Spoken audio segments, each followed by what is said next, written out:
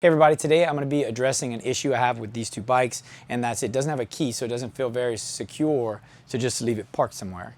Now, I don't normally leave it parked anywhere. I usually put a padlock on it or something, but with these two pieces, I'm going to show you a few steps that make it really easy to install a key on either bike. Or if you have a bike that has a green 5-pin connector, you could do this on that as well. I have two other bikes in here that have green 5-pin connectors, and should be able to just take this off and put it on either bike. Now, before I get started, I wanted to tell you three things.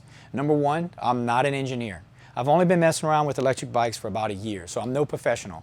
But I have electrical knowledge on houses and electrical systems on cars, plural. So I have a little bit more knowledge than the average person, but I'm gonna make this a really easy step-by-step thing, even though I say don't follow me. Just showing you what I do. Like everything else, I'm just documenting what I'm doing. Number two, this isn't my process.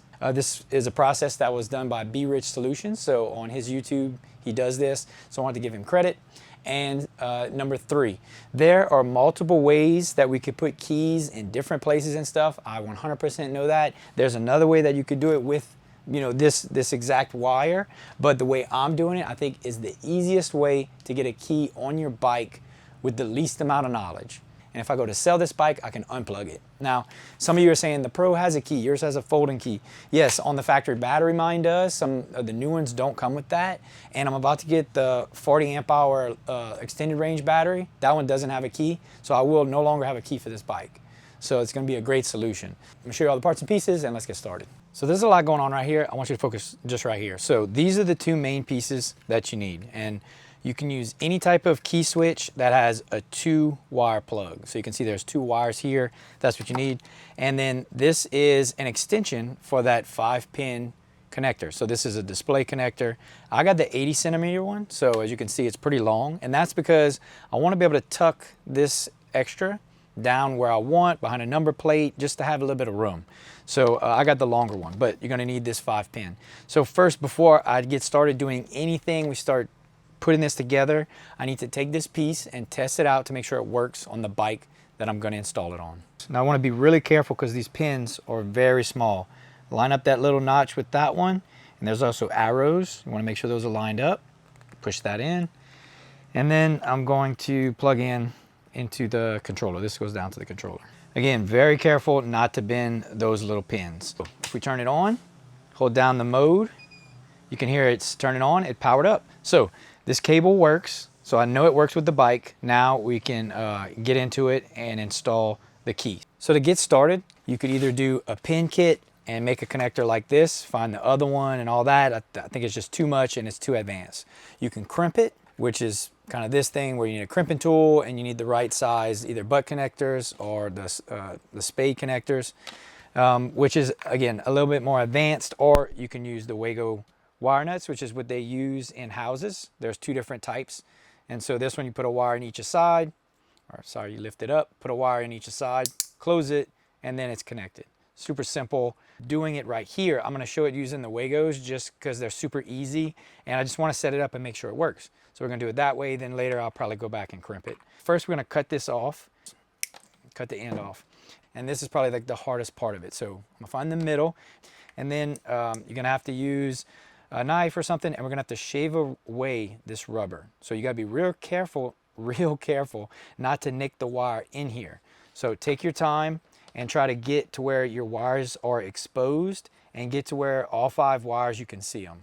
So now you can see I've stripped back that rubber coating, which insulates the wires, and we wanna get to the blue wire. So here's the blue one. I'm gonna go ahead and cut that one in the middle.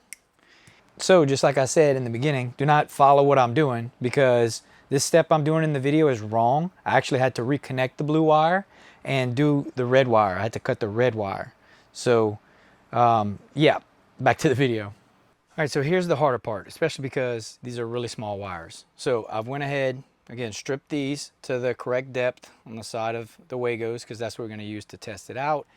And I've stripped the black off of here and cut the blue wire. So the blue wire is the power to the display, and that's what you want. And so we're gonna make sure we put these in here correctly, which you wanna make sure there's enough copper that's on there. If you look here, enough copper to grab, but not be exposed past this. But we will be electrical taping, so everything should be covered. And if you notice, I cut quite a bit off of this because it was so small, I was having an issue. So take your time whenever you're stripping back that wire. Now on the other side, we're gonna put the red. So it'll be one blue and one red. Close it like that, and it's connected. And then it'll be blue and black on the other side.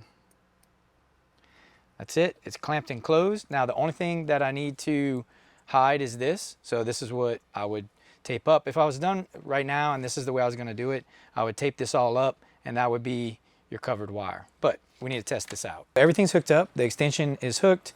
Here's my little splice that I made and the key, which is in the off position. So I'm gonna turn the battery on. So this would normally be a button, not a key, but I have redundancy now in this system. Hold down the mode button, see what happens. Oh, and the screen actually lit up. So it looks like we have full function in the screen and it lit up and everything. And this is in the off position. So that wasn't supposed to happen. So we might have to try a different wire, but I didn't do it to my factory harness. So even if I messed it up, I can just figure out which wire it is. But, oh, so we got an error 10, which is, I think is a power failure error. And there's no energy to the throttle. So the throttle is not working at all. Let's see if I turn this on. So now it's, oh, and you heard the beep. So this is on, heard the beep. Oh, and the throttle works. So the bike's trying to go. All right, so if I turn this off, see what happens. No throttle. All right, perfect, so it worked.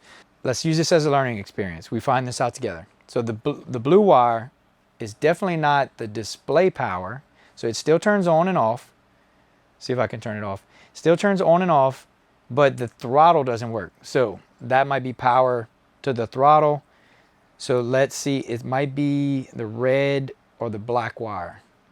Let's choose one. We're gonna choose the red wire. Let's cut the red wire. So back to the table. Alrighty, so we're redone. I reconnected the blue and the red is now going to red and the other side of the red is going to the black. So let's see what happens. Key is off. Turn the battery on.